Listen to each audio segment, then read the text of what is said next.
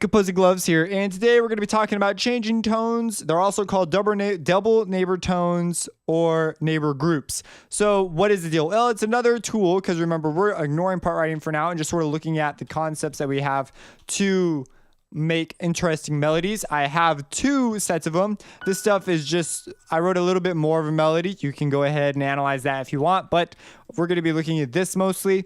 And what it is, or pretty much just this, we're going to be looking at the implications of what this does for us and melodic writing and what are like the rules about doing this. So here, or not the rules, but guidelines. So I made this chord progression in the previous video, I believe. If not, it was the video before that. So I'm not going to explain it.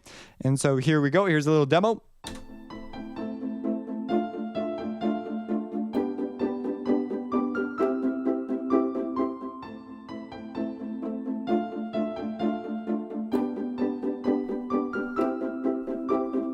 So you can see it sounds quite nice. Now, what is the deal with these guys? Like, what makes them special? Well, they are those double neighbor tones. As you can see, they're pretty simple to understand. Now, the way it works is they are used to embellish a tone, very much like neighbor tones. So here we've got a tone we have selected. Now, there are two ways to go about it. One is what you do is, it's really cool because it invites dissonance, what it does, and then a resolution. So it's a way to create dissonance and resolution, which is why it's such a powerful tool. Now, what you do is you select your tone. It's got to be in your chord. So you select your tone you're going to embellish. So I chose A because I'm in A minor. And then I go up or down by a step. So I chose B. You do not have to go. It doesn't necessarily have to be a major step. Or it could be a major or minor, okay? Major or minor second. So I chose B because it's like it fits in the key. And then I went down to G. So you always go down a third and you want to do a non-chord tone. So you want to do a tone that's not in your chord.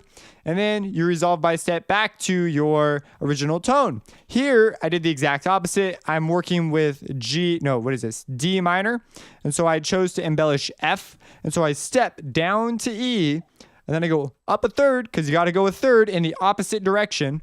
And then you go back down to F. This gives the impression of a double neighbor because you see this is a neighbor and this is a neighbor. So one reason why it's called the double neighbor tone.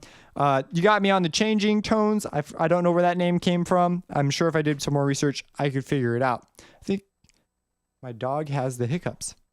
So that's a little strange if you can hear that. So I'll play it for you one more time.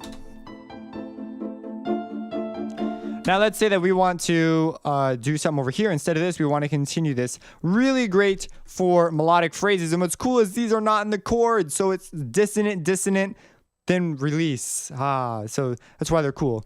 Let's say we want to do one here. So we're working with, this is G. So what the heck? Let's just pick G. So we're going to put down a G. And then we're going to go, I'll go up again. So we'll go up to an A. Then we got to go down a third, which would be F. And we go back to our G. It's literally that simple.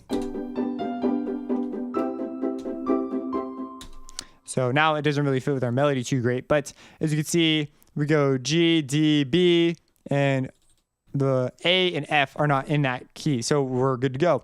Are not in that chord. So yeah. If you have any questions, let me know. Subscribe and have a blessed day.